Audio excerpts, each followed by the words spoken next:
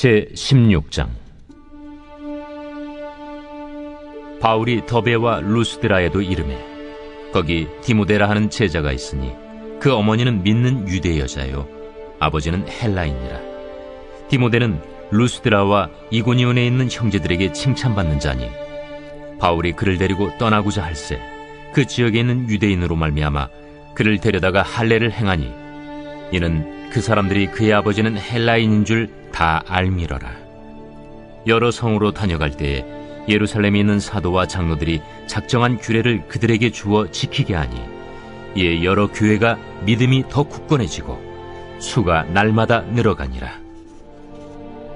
성령이 아시아에서 말씀을 전하지 못하게 하시거늘 그들이 부르기아와 갈라디아 땅으로 다녀가 무시아 앞에 이르러 비두니아로 가고자 애쓰되 예수의 영이 허락하지 아니하시는지라.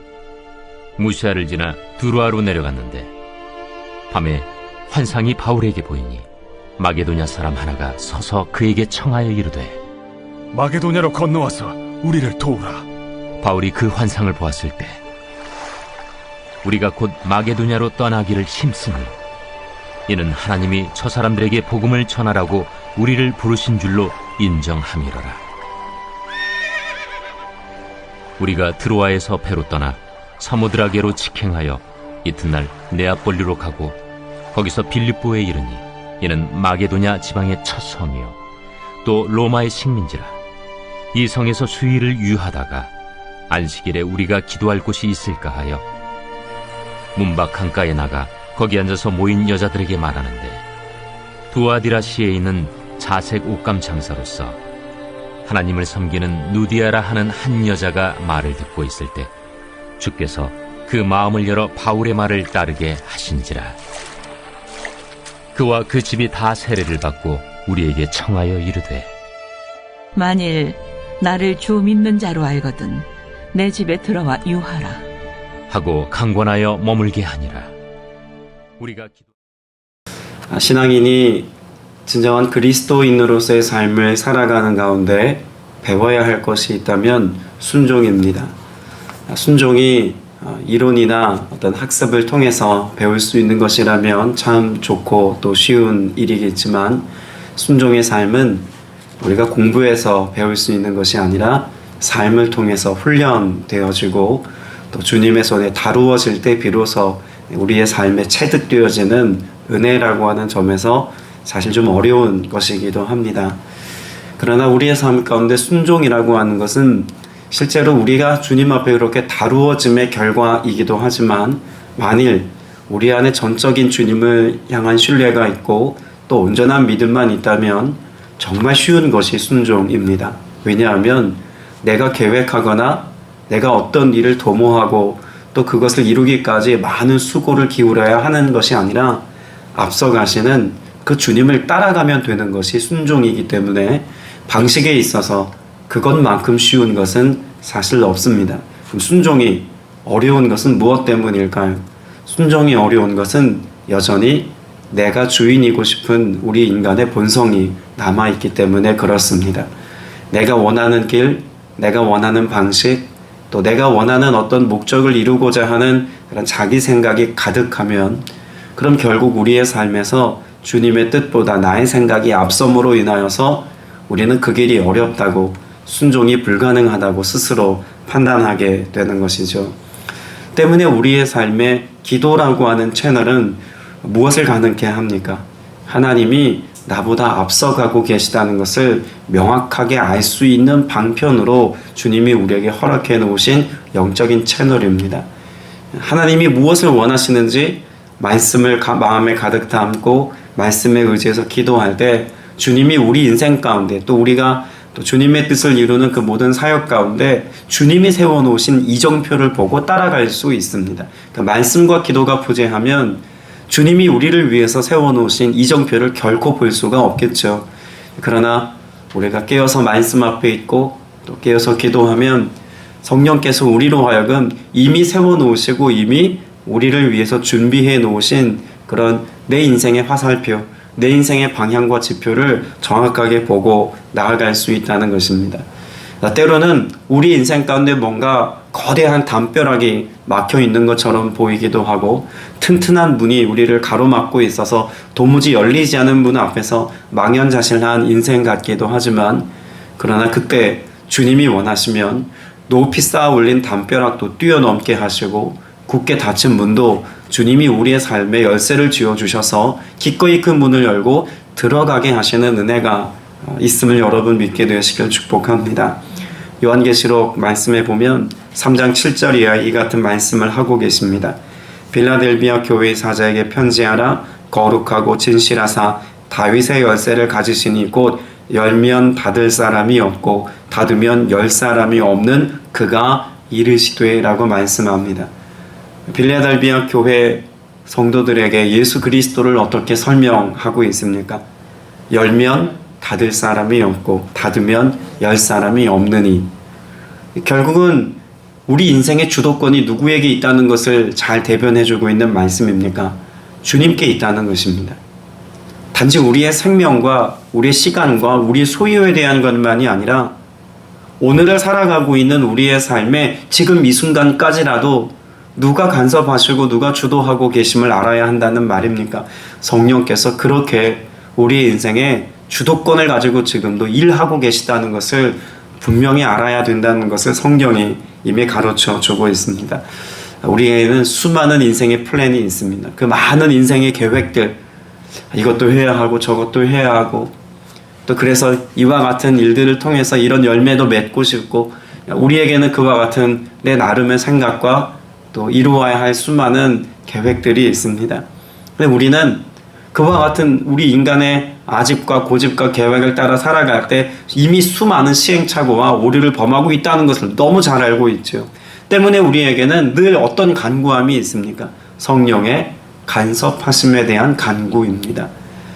우리의 삶의 순간에 개입하셔서 우리가 다른 방향으로 가려고 할 때 우리를 붙잡아 주시고, 또 우리가 다른 곳을 바라볼 때 우리의 시선을 옮기셔서 아버지께서 하나님 아버지께서 우리를 보게 하시는 그곳을 바라볼 수 있는 그런 시선을 교정해 주시는 은혜도 있다는 거죠. 그런 은혜, 간섭하심의 은혜는 성령께서 우리에게 베풀어 놓으신 특별한 은혜라는 것입니다. 이것을 뒤집어 놓고 생각해 보면은요, 우리가 성령의 사람이 될 땐 절대로 자기 마음대로 삶을 살 수 없습니다. 내가 성령에 사로잡혀 있는 사람이라면 더더욱 내가 원하는 방식대로 살고 싶어도 그렇게 살 수 없습니다. 성령께서 우리에게 보여주신 선명한 하나님의 방법과 그 길이 우리에게 명확해지기 때문에 내 의지와 내 계획이 절대로 앞선 삶이 아니라 순종하고 따라가는 삶을 살아갈 수밖에 없다는 것이죠. 오늘 저와 여러분 모두가 예수 그리스도를 믿고 믿음 안에서 구원의 확신을 가지고 오늘을 살아가는 것, 또 그리고 그 가운데 우리 각자에게 주신 주님의 말씀과 명령을 따라 사명자로서의 삶을 살아가는 그런 거룩한 결단을 가지고 살아가는 것 너무나 중요하지만, 그렇게 성령께서 오늘도 간섭하셔서 내게 말씀하시고 인도해 주시는 이 은혜를 따라 오늘 살겠노라고 하는 그런 믿음의 고백을 가지고 오늘을 살아갈 수 있게 되시길 축복합니다. 그러면 주님께서 우리를 통해서 일하실 땐 우리의 의지나 또 우리의 생각은 전혀 안중에도 없이 강권하시고 무조건적인 그런 하나님의 그런 이끄심을 통해서만 우리에게 일하실까요? 막 강요하시는 하나님이십니까? 어제 말씀을 묵상하면서 하나님께서 주신 가장 놀라운 은혜 중에 하나는 그런 우리의 연약함과 부족함, 자기의가 강하고 또 자기 성취 욕구가 강하고, 그래서 자신이 뜻한 것을 이루고자 하는 그런 인간의 욕망이 가득한 우리의 삶을 주님께서는 기다려주신다는 사실이 큰 은혜였습니다.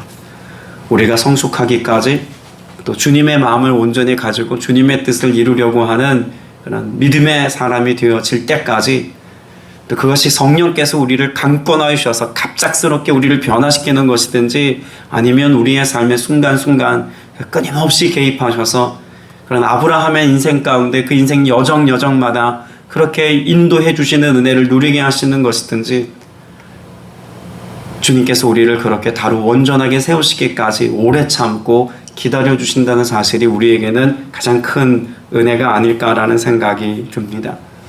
더불어 그와 같은 삶을 기다리시는 동안 그래서 우리가 하나님의 마음에 합당한 길로 나아가기까지 우리가 온전한 자가 되어질 수 있도록 때로 우리가 우리 스스로 연약함 때문에 아파하고 또 우리 스스로 잘못된 길을 선택해서 치열한 삶의 지경 가운데서 여러 가지 많은 피투성이가 된 것과 같은 그런 상처를 입을 때마다 또 곁에서 우리를 위로하시고 소망 주시는 분도 성령님이시다라고 분명히 말씀하고 있습니다.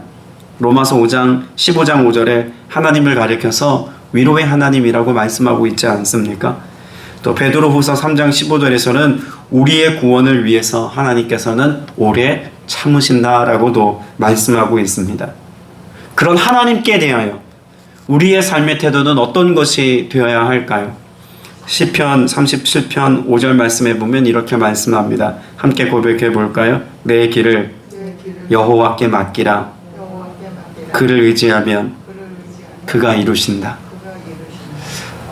이 말씀이 여러분의 삶에 가장 큰 위로가 되고 소망이 되고 또 살아가는 삶의 방식으로서의 아멘이 되는 말씀이 되시기를 축복합니다. 내 길을 여호와께 맡기라. 그를 의지하면 그가 이루신다. 오늘 저와 여러분의 삶엔 내가 나의 삶을 성취하고 이루려고 하는 그런 열정과 그런 욕심의 마음, 사실 어떻게 보면 우리의 삶에 그것도 좀 필요하지 않을까라는 생각도 듭니다. 너무 욕심 없이 사니까요. 또 인생에 대한 열정이 없는 그런 모습이 드러나는 인생들도 있더라고요.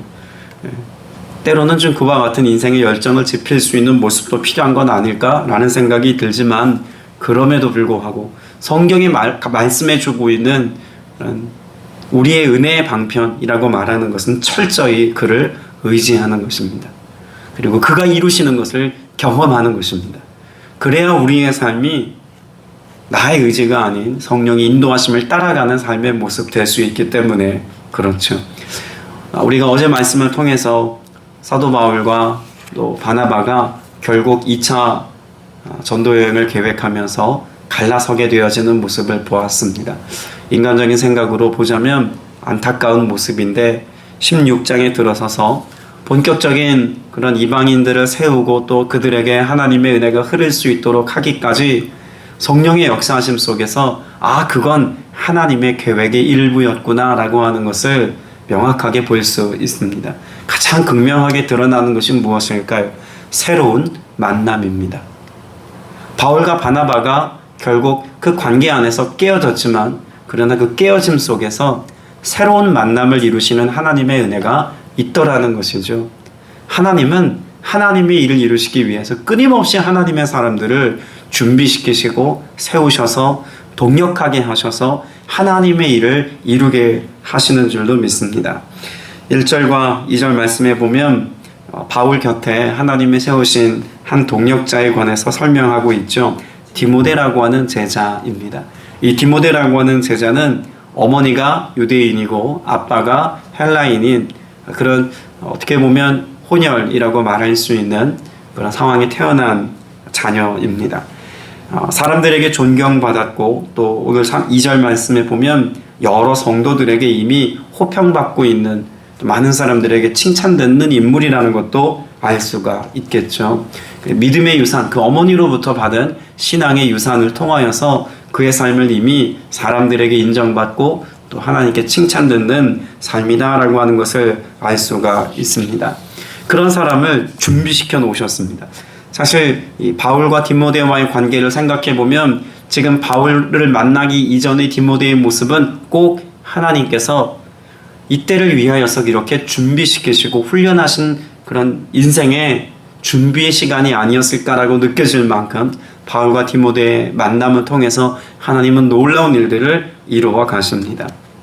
사실 스데반이 순교하는 현장 가운데 사울이 있어서 그 사울을 회심시키시는 하나님의 은혜를 이어가고 있지 않습니까? 많은 역사가들이 이야기하기를 사도 바울이 순교를 당하는 그 현장 가운데는 이 디모데가 있지 않았을까라고 이야기할 만큼 두 사람의 관계를 특별하게 이야기하는 이들이 많이 있습니다. 오늘 저와 여러분의 삶 속에 정말 하나님의 특별한 은혜, 성령의 인도하심을 받는 그 은혜의 과정 중에서 가장 필요한 것이 있다면 성령께서 우리로 만나게 하시는 이 은혜, 이 은혜를 통해서 이루시는 일들을 경험하는 것인 줄로 믿습니다. 언제나 하나님은 사람을 통해서 일하십니다. 또 사람을 통해서 또 나를 다루기도 하십니다. 또 사람을 통하여서 우리의 삶에 공급하기도 하시죠. 때문에 어떤 사람을 만나는지가 우리 인생에 정말 하나님의 은혜와 또 하나님의 역사를 경험하는 통로가 되기도 하고 또 시험거리가 되기도 하는 그런 어려움들을 겪기도 하죠. 참 다행인 것은 사도 바울의 사역 가운데 디모데를 만나는 것은 전적인 하나님의 은혜였고, 사도 바울은 그가 사역하는 동안에 필요하고 또 부족했던 부분을 디모데로부터 공급받는 정도가 아니라 이 바울로서는 큰 위로가 되는 사람이 바로 디모데였습니다. 늘 곁을 지키었고 필요한 것들을 공급해 주었을 뿐만 아니라 사도 바울 깊은 곳에 있는 그런 영적인 고민들까지 나눌 수 있는 친밀함으로 그 곁을 내주었던 사람이 바로 디모데가 아닐까라는 생각이 듭니다. 이를 통해서 결국 디모데와 사도 바울의 만남을 통해서 하나님이 베푸신 은혜를 5절 말씀에서 어떻게 기록하고 있습니까? 자, 5절 같이 읽어봅니다. 시작. 교회들은 그 믿음이 점점 더 튼튼해지고 그 수가 나날이 늘어갔다. 사도 바울 일행이 이런 귀한 동역과 또 만남을 통해서 새로운 하나님의 일들을 이루시기까지 하나님이 행하신 그 새로운 역사에 그들이 순종하여 나아갈 때 하나님이 그들에게 위로하신 것은 하나님이 하시는 일을 보여주신 것입니다. 이 5절에 기록되어져 있는 내용은 그들이 원했던 어떤 일이기도 하지만 그보다 더 하나님이 이방인 사역을 통해서 부흥의 역사를, 하나님께서 이루시는 성령의 기름 부으심 안에서 특별한 하나님의 권능의 역사가 온 교회 안에 부흥의 역사로 일어나기를 원하시는 것이 하나님의 뜻이었다는 것도 분명히 알 수가 있습니다. 우리가 위로받는 순간은요, 내가 원했던 어떤 결과물을 볼 때도 우리에게는 위로가 되겠지만 우리가 전혀 예상치 못한 만남, 우리가 전혀 예상치 못한 어떤 일들, 또 혹은 우리가 계획조차, 아니 상상조차 할 수 없는 그 어떤 일들을 하나님이 이루시는 것을 볼 때에 그것이 우리의 삶 가운데 믿음의 소망의 이유가 되어지고 더욱더 내가 주님의 뜻에 순종해야겠다라고 하는 결단을 일으키는 영적인 이유가 되고 동력이 된다는 것을 우리는 삶 속에서 경험할 수 있고 또 알 수 있습니다. 바라기는 이 하루가 그런 하나님이 하시는 뚜렷한 하나님의 역사, 너무나 선명하고 너무나 명쾌해서 하나님이 아니면 이 일은 일어날 수 없어라고 말할 수 있는 그 수많은 하나님의 흔적들이 오늘을 살아가는 동안 여러분의 삶 속에 많이 경험되어지고 많이 쌓일 수 있게 되시기를 주님의 이름으로 축복합니다. 아멘. 여러분, 이것 가운데, 그래서 하나님의 선명한 역사 가운데는요, 항상 길이 열리고 뭔가 형통하고 뭔가 좋은 일이 있고 뭔가 그렇지 라고 할 수 있는 일들만 있는 것이 아님을 분명히 성경은 가르쳐 줍니다. 오늘 6절 이하에 성령께서 그 사역자들의 사역을 시원스럽게 열어가시고 뭔가 가슴이 뻥 뚫린 만큼 뭔가 하나님이 주권적으로 역사하셔서 시원스럽게 일이 되어지는 것이 아니라 자꾸 길이 막히는 일들에 관하여서 6절 말씀에는 기록하고 있습니다. 자, 6절 7절 말씀만 다시 읽어봅니다. 시작. 아시아에서 말씀을 전하는 것을 성령이 막으심으로 그들은 부르기아와 갈라디아 지방을 거쳐가서 무시아 가까이 이르러서 비두니아로 들어가려고 하였으나 예수의 영이 그것을 허락하지 않으셨다. 계속 막힙니다. 여러분, 복음 전하는 것이 나쁜 일입니까? 복음 전하는 것은 사도들에게 있어서나 하나님 편에 있어서나 모두가 합당한 일입니다. 너무나 합당한 일이죠. 그런데 예수의 영이 이것을 막으셨습니다. 왜요? 라고 말하면 이유는 우리가 대답할 수 없습니다. 그저 그것이 하나님의 뜻이 아니었기 때문입니다. 중요한 것은 그 하나님의 뜻을 100% 이해하는 것이 중요한 것이 아니라 그 우리가 이해할 수 없는 어떤 특별한 사랑, 누가 보아도 선한 일이고 누가 보아도 좋은 일이고 누가 보아도 동의할 만한 상황이고 그런 좋은 이유가 있고 명분이 있는 일이라고 할지라도 주님이 그것을 원치 않으신다면 기꺼이 손에서 놓을 수 있는 믿음의 결단이 우리에게 있어야 한다는 이야기입니다. 주님이 원치 않으시는데 내가 그것을 붙잡으려고 하는 순간 여러분, 이것은 욕심입니다. 하나님 기뻐하시지 않는 일이 되어지는 것이죠. 더불어 7절 후반부에 보면 예수의 영이 허락지 아니하신다라고 말씀합니다. 우리의 믿음의 여정, 또 우리가 주를 위한 삶을 살아가는 그런 삶의 여정 속에는 늘 하나님의 사인이 있어야 합니다. 그래서 어제 말씀을 묵상하면서도 내가 하나님께 결제받는 삶을 살고 있나? 그런 깊은 묵상이 되었습니다. 나의 원함, 나의 계획, 이런 것들을 다 포함하여서 하나님께 대하여서 주님 내일 이와 같은 일들을 해야 하고 또 이런 사역들이 있고 또 이와 같은 또 하나님이 보게 하신 일들에 순종하여 달려가려고 하는데 주님 기뻐하십니까? 주님 원하십니까? 그런 주님의 사인을 구하지 않고 살아간 제 자신의 모습을 많이 보게 하셨습니다. 여전히 어떤 마음이 있냐면 내가 이렇게 하면 참 좋겠다. 내가 주인인 삶의 모습이 고스란히 남아있는 제 자신을 많이 보게 하셨습니다. 주님의 결제 없이, 주님의 사인 없이, 주님의 허락과 동의 없이 그저 내가 원하면 주님 나 가고 있으니까 내가 가는 길 좀 따라와서 나 좀 도와주세요. 이런 모습이라는 거죠. 우리의 삶은 결코 그런 모습이 되게 해서는 안 됩니다. 주님 앞서가시고 앞서가신 주님 앞에 내가 또 기다리고 그것이 내가 원하지 않는 삶의 모습과 형편이라고 할지라도 내가 드러나는 것이 아니라 오직 예수님 드러날 수 있고 복음이 전해질 수 있고 하나님의 나라가 확장되는 방편이 바로 그런 일들이라면 주님이 막아서시는 것 앞에서 주님이 노라고 말씀하시는 것 앞에서 기꺼이 예스하고 싶고 취하고 싶고 붙잡고 싶고 내가 높아지고 싶고 내가 드러나고 싶은 그와 같은 삶의 모든 사람의 욕구와 욕망과 내가 가지고 있는 습관들을 다 내려놓을 수 있는 그런 삶의 태도, 그것이 우리를 기뻐하시는 주님의 방편이라고 생각됩니다. 그런 은혜가 있을 때 우리에게 주님이 명쾌하게 다시 한번 말씀합니다. 9절 말씀 볼까요? 9절 같이 읽어봅니다. 시작. 여기서 밤에 바울에게 환상이 나타나는데, 거기까지요. 환상이 나타나는데.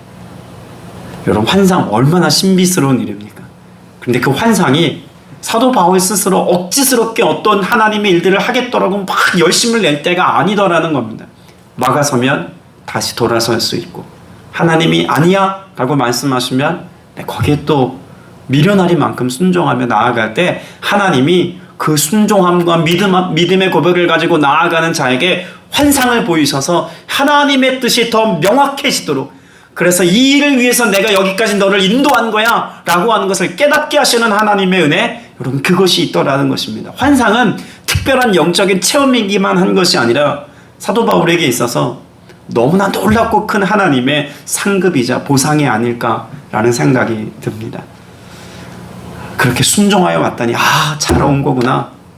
내가 이렇게 하나님의 말씀에 반응하여서 여기까지 왔더니 이 일을 위해서 하나님이 여기까지 나를 인도하시는 거구나 라고 하는 것을 환상을 통해서 확인하는 것이었다는 것입니다. 그런 점에서 우리는 오늘도 환상이 필요합니다. 주님 순종하며 오늘 또 살아갑니다. 어떤 시간과 형편에선 정말 모르겠습니다. 정말 어떻게 해야 될지 무엇 해야 될지 정말 모르겠습니다. 그렇게 모르겠는 우리의 삶을 오늘 여전히 살아가지만 기도하고 말씀 앞에 설 때 내가 순종하며 따라갔더니 결국 환상을 통하여서 이 일을 이루시려고 하나님이 그렇게 하셨구나 라고 하는 것을 볼 수 있다면 여러분 이것이 은혜 중에 은혜 아니겠습니까? 이것이 사도행전적 교회의 모습입니다. 오늘 여러분이 그런 사도행전적 교회 정말 주님께 쓰임받는 일부가 되고 지체가 되어서 머리 되신 예수 그리스도, 그 머리 되신 예수 그리스도께서 앞서 세우신 성령 인도하심을 따라 순종의 길을 걸어 주님의 이름을 영화롭게 할 수 있는 저와 여러분 다 되시기를 주님의 이름으로 축복합니다.